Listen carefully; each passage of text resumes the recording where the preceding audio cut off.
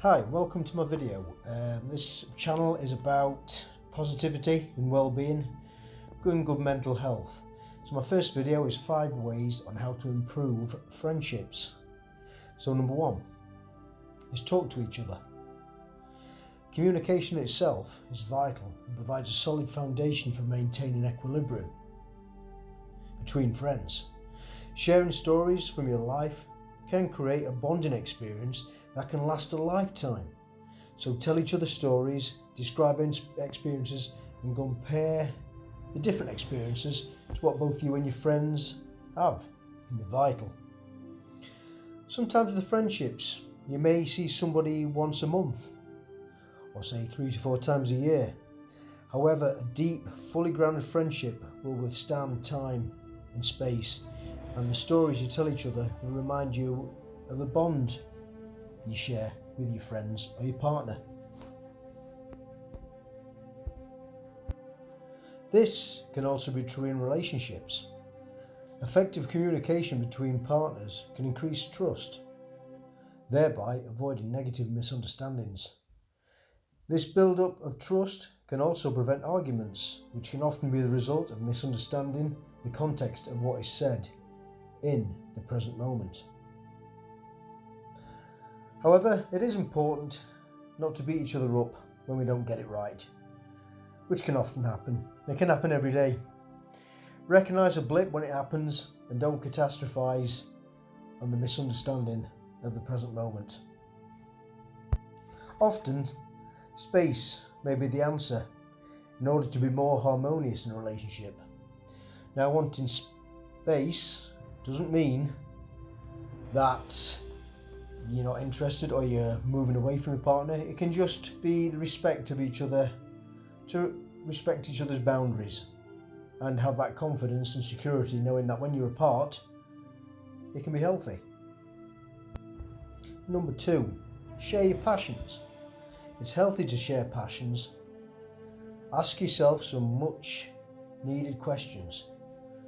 It's important to understand that exploring experiences apart and then relay them to each other is essential to well-being in a friendship.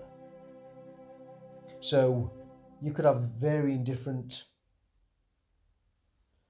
hobbies. For instance, I like walking, and I've got friends who do and friends who don't.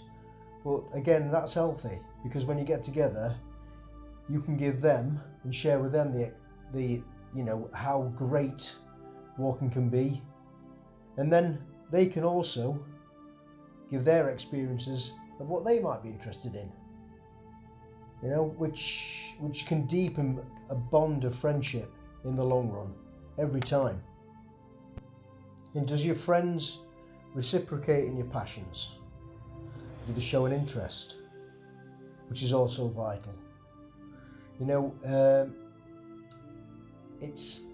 It's good to have an all-rounded interest in life, I think, in itself, and not to be too close-minded to other people's interests and experiences.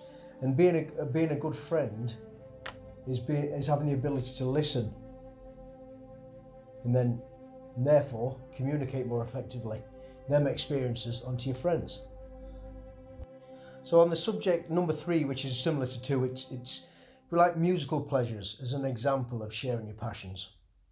Now this year, as we all know, gigs, concerts are not happening, unfortunately. However, next year, bands are already starting to book up for venues. So, which is really good, because with friends, we tend to drift towards people who have similar musical interests. So even if your friends have different musical tastes, which often can be the case, it's good, and it can also get into a whole different genre of music if you can listen to their music and perhaps take good things from that music, even if you don't become a lifelong fan. So go to various different gigs with friends, concerts, and listen to them, listen to their bands, It can be life changing in some varying degrees. I mean, when I was young, I listened to heavy rock for the first time in around '87, and it changed my life and opened my world to various gigs, different concerts. Never to look back. And number 4, help your friend. Everybody experiences struggles. A friend who is understanding will listen to you, will be able to empathise with you and will gain, and perhaps will give you an understanding of your own problem and help you gain an insight into how to deal with a problem. Now, in this channel that I'm creating currently, which is the video is a part of, we'll be looking at problems, but not as problems per se, but as challenges, and looking at problems in order for them to make you stronger in yourself. So whenever you come to like a roadblock or a hurdle, look at that as perhaps a good thing, which can give you mental fortitude and just make you stronger.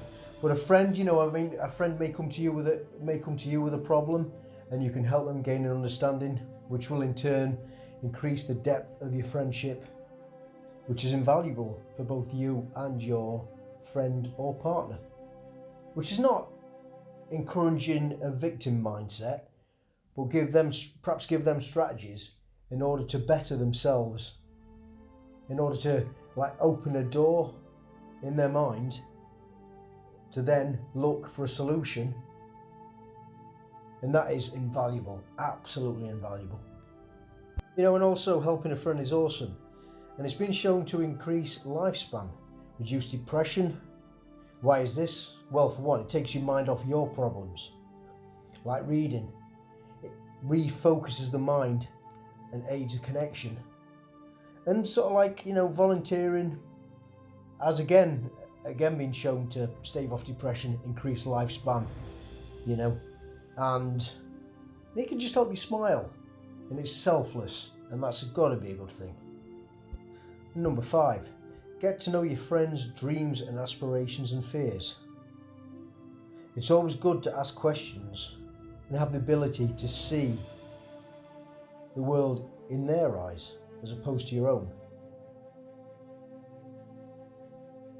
It's a fantastic way to feel relaxed around your friends, which in time will allow for you to say whatever to each other and feel comfortable in being able to express yourself.